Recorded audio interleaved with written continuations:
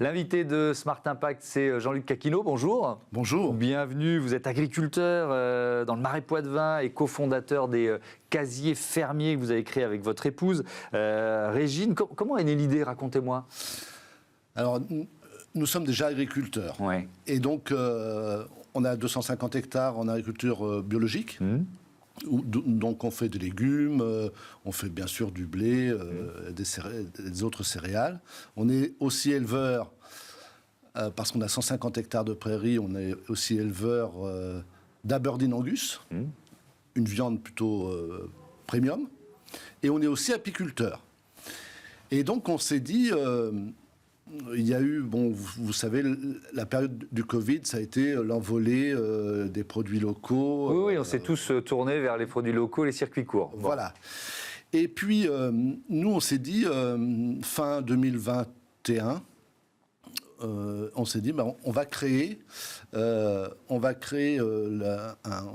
est parti de nous, consommateurs, c'est-à-dire, on souhaite tous, les uns les autres, acheter des produits locaux. Ouais. Seulement, la disponibilité, lorsqu'on est en milieu rural ou périurbain, est plus compliquée, parce que, grosso modo, à 19h30, les magasins sont fermés. Si vous allez dans des magasins de producteurs, il faut choisir, il faut avoir un agenda pour choisir le jour et l'heure. C'est compliqué. Et donc, pour nous qui travaillons beaucoup, on s'est dit, il faut essayer de rendre ça le plus disponible possible. Et donc, est venue l'idée de créer des magasins, un magasin d'abord, qui s'appelle Les Casiers Fermiers Mangez Vrai. Je vous expliquerai pourquoi cette signature. Pour mettre à disposition des consommateurs de notre environnement. On a à peu près 12 000 consommateurs qui sont à 10 km à 10 minutes du magasin. Et puis aussi tous les gens, les touristes, les gens de passage, tout ça. Mais donc c'est ouvert 24 heures sur 24, 7 jours sur 7, et on vient, on ouvre un casier, on prend le produit. Comment ça marche en fait? Donc en fait, c'est... Le premier magasin, il y a 216 casiers. Ouais. Et l'objectif, c'est principalement de répondre à chaque besoin. C'est-à-dire que vous trouvez des fruits et légumes. On a été voir le maraîcher du coin et qui a dit banco. Nous, on avait le miel, les légumes secs, la viande. Et on a été voir... un producteur de yaourt bio, et après des producteurs de fromage, de chèvre, de brebis, et pour qu'il y ait une réponse à chaque besoin. D'accord. Et donc, dans un casier, vous allez trouver 3 sortes de fromage, avec un prix, vous allez à la borne, vous sélectionnez vos casiers, vos nombres de casiers, si vous voulez, des tomates, en ce moment, des tomates, des radis, des concombres. On fait aussi des associations, style un radis et un concombre. On fait aussi des paniers de légumes. Et puis les gens sélectionnent sur la borne, et après, ils payent. Et les casiers s'ouvrent. Les casiers s'ouvrent et on peut prendre le produit. Voilà. Superbe idée. Depuis, ça a essaimé, depuis le premier magasin. Vous êtes présent dans d'autres régions?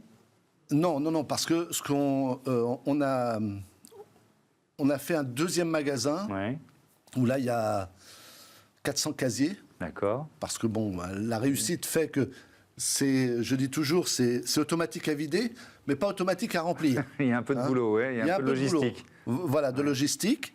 Et puis, ça nous a permis aussi de créer 2 emplois. Donc, des gens des collaborateurs qui réceptionnent, qui passent des commandes, qui réceptionnent et qui mettent en casier tout le long de la journée. Vous faites attention évidemment aux emballages, c'est-à-dire il y a le moins d'emballage possible dans ces casiers. Alors, c'est vrai que la spécificité, ce qu'on a voulu au travers de ça, c'est pas seulement distribuer des produits, parce que je dirais que n'importe qui est capable de le faire, mais c'est touché à 3 volets.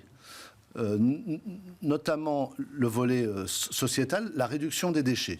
C'est-à-dire que lorsque vous allez dans des magasins traditionnels, quand vous allez voir les fruits et légumes en fin de journée, c'est pas toujours beau parce que tout le monde y touche.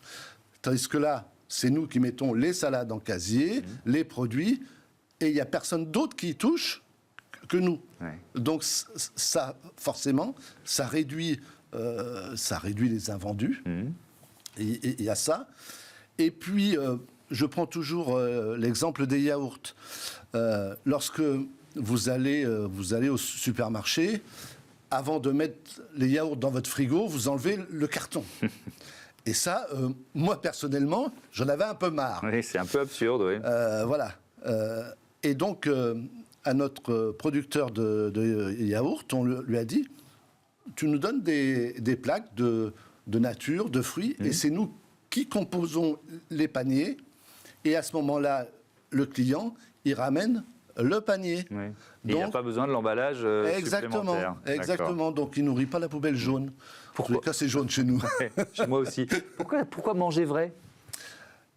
Manger vrai, c'est dire manger de saison. Ouais. Voilà. Déjà, c'est manger de saison. Et puis, on fait aussi lorsque c'est la saison, c'est le cas de le dire, la clémentine de Corse. D'accord. On ne va pas faire de clémentine d'Espagne, du Maroc. Aujourd'hui, en ce moment, on vend du pomelos de Corse. On vend de l'avocat de Corse. Mais on n'ira pas chercher de l'avocat d'Israël. Non, ça n'a pas de sens. Notre sens de distribution, c'est de développer une économie de territoire. C'est de parler aux citoyens, c'est-à-dire de lui expliquer aussi toutes nos méthodes de production, démystifier un peu certaines choses qui peuvent être traduites par les uns et par les autres. Notamment qu'il faut de l'eau pour faire pousser des légumes. Et oui, il faut un peu d'irrigation. Ça, c'est basique. Mais bon, donc nous, on a cette légitimité-là. Ouais. Et c'est ce qui nous amène aussi une crédibilité. Il y a aussi l'enjeu de la rémunération des producteurs. On a bien compris que vous allez chercher des partenaires autour de vous. Vous éliminez un certain nombre d'intermédiaires, donc ça veut dire qu'ils sont mieux rémunérés par rapport à d'autres circuits de distribution ? Alors, il y a une règle de base. C'est-à-dire que lorsqu'on s'est mis à faire ça, pour les produits qui ne sont pas de notre production, nos produits, les produits qui sont comparables, ne sont pas plus chers que chez Monsieur Leclerc, que chez Monsieur Carrefour ou Auchan. Ça, c'était la règle de base.